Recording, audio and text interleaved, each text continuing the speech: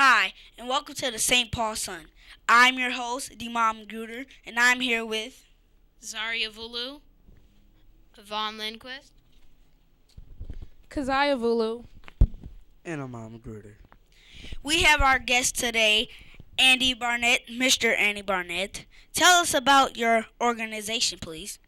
Yeah, well, thanks for having me. I work with a group called the Frogtown Rondo Home Fund, and it's a coalition of about 40 different community-based organizations, units of government, foundations that are working towards a coordinated strategy around housing in the Frogtown and Rondo neighborhoods. When it comes to housing in Minnesota, is it fair to blacks? Why or why not? Well, there's a long history of racial segregation in housing in communities across the country. It's one of the things we work on here when we look at this community and see disparities around rates of home ownership. We see disparities in housing affordability based on race. So it's something that we're really concerned about and focused on. Are the people in power in St. Paul concerned about our families' needs for housing? Very much so. I work really closely with the housing team at the City of St. Paul Mayor's office, and other city staff working around housing issues. And I think they really are concerned about housing for families, particularly when we think about the effect that housing has on education, student performance in school, and that sort of thing. So housing is a big priority, particularly housing for families. How old are you, and what is your educational background? So I'm 40 years old. I've been working in housing for pretty much my whole career. I actually got my start working in the AmeriCorps program in the early 90s as a long-term volunteer. My education is in housing studies at the U of M. Very specific degree for the kind of work that I do right now. But yeah, I've sort of come up through working in community-based organizations in the housing field. If there was one thing you would change about Rondo or Frogtown, what would it be? I don't know that I would change anything unless, of my own sort of imagining. So I don't live in this community. I don't. This is the work that I do. I try to make sure that community voices are the ones that are making decisions about changes. So to say what would I change, I want to follow the lead of the folks that live and work here and call this community home. I mean, I suppose to answer your question in a less non-answer way, I'd love to see more economic prosperity in this community for folks who have lived in this community for years. What motivates you every day?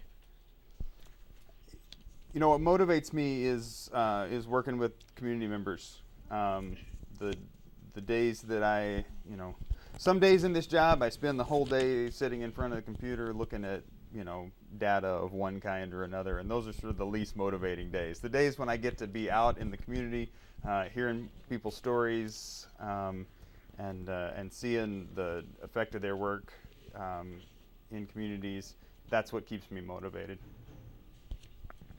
Why isn't this neighborhood the same? The same as what? Like how it used to be? Oh, well, that's a good question. I mean, all neighborhoods change, all communities change over time. I think what you see in this neighborhood are the effects of, for one, the construction of the freeway through the middle of the neighborhood. I think you see the long-term trends around loss of manufacturing jobs and living wage jobs, and sort of a deterioration in economic prosperity for folks. I think you see the legacy of lending patterns that banks have had over the years in terms of the levels of investment that's gone into the community. And all those things, all that tension from external forces starts to put pressure on social relationships and that sort of thing. So it makes it harder for folks, that stress makes it hard for folks to live together. So you don't see a lot of those social institutions, the churches, the social clubs, and those sorts of things that sort of held the community together in years past. How do you feel about us as young people? I think you guys are great. I'm a father of two daughters about your age, and I think it's sort of a cliche to say children are the future, but we're in good hands. I think when I look at the children in this community and young people in this community, and their involvement in community activities and in the arts and in education, what's happening in schools, I think we're in good hands. How do black youth deal with racism in our society? I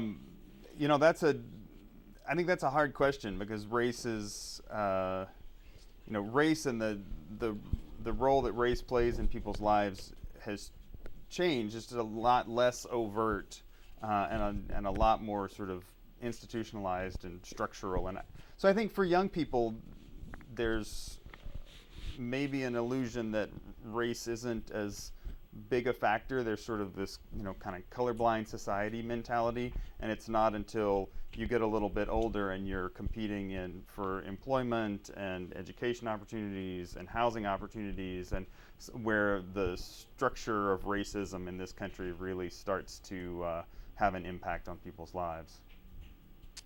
What is the best thing about being a leader in the community? The best thing about being, I don't know that I would call myself a leader in the community, but the best thing about being in this, working in this community, is the chance to make a difference in a community that's, historically been, rich and vibrant, and continues to be rich and vibrant. And a vital part of what's happening in St. Paul. So that to me is the reward of working here in the Rondo community. What was the Rondo neighborhood like in the best of times for us? How do you compare it to today? So I've worked, I've lived I didn't grow up in the Twin Cities. I didn't grow up in Rondo. I've lived here about 15 years, and I've watched this community evolve in that time. I think what I've seen is after a period where there wasn't a lot of public investment being made in this community, or private investment for that matter, with light rail and the St. Paul Promise Neighborhoods work in the schools in this community, and there's a lot of different kinds of public investment that are happening in the neighborhood now. What our challenge is to make sure that the folks who benefit from all of that public investment in the neighborhood are the people who've been in the neighborhood and have roots here and feel attached to this place. So that's where the housing work that I'm involved in comes in, because it's housing that connects people to the communities that they live in. And so if we can't make the housing market in this neighborhood one that works for long-term community members, then all of the public investment of recent years and new activity that's happening in this neighborhood benefits someone else. Do you think the promise to families is being fulfilled? How can we help? I think we work really closely with the Promise neighborhood. We're sort of the housing piece of what they're doing in education achievement for kids in this neighborhood. And we're seeing some really great early signs, improvements in school readiness for kids coming into kindergarten as a result of early learning scholarships, improvement at grade level reading and third grade. All the things that sort of that we can measure, we see improvements on with Promise Neighborhood. How can you help? The thing that's critically important is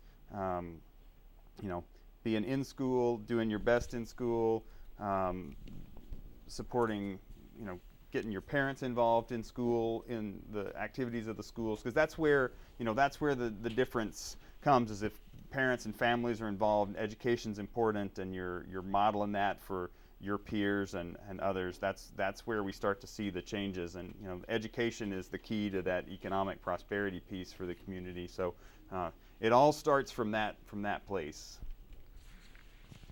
How does it feel to be an important person?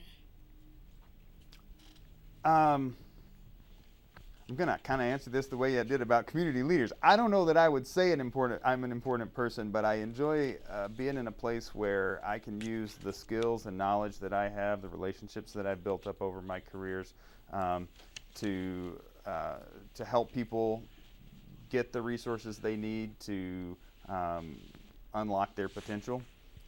So just try to use whatever skills and assets I have to help others in the community. What is your understand of the Promise Neighborhood? So Promise Neighborhood is primarily an education achievement initiative, but it's modeled after an effort that started in Harlem in New York, where you focus on kids doing better in school by focusing on all the things that touch a child's life. So do they have stable housing? Do they have healthy foods to eat and places to get exercise and extra learning opportunities after school? Do you make the schools the best they can be? All these things you wrap around the family and the child, so that we don't just treat education as something that it's the school's job to do, but it's the community's job to make sure that all of our kids are successful. I think that to me embodies the idea of the Promise Neighborhood. When I go around my city, I don't usually see a lot of blacks with houses. Why is that? Well, historically, it's been there have been barriers to lending in the African American community, and that so home ownership among African Americans is fairly low compared to the rest of the population. Now, right here in this neighborhood, it's actually a lot. There's a lot smaller disparity between black homeowners and white homeowners or other homeowners of color. But I think it's that goes back to that your question earlier about racism. It's really those institutionalized things like the banking system and how people have been willing or been able to get loans that drives that difference that you see. We'd like to thank Andy Barnett for being on the show and for everyone here. I'm Demond Magruder, and I'll see you next time on the St. Paul Sun.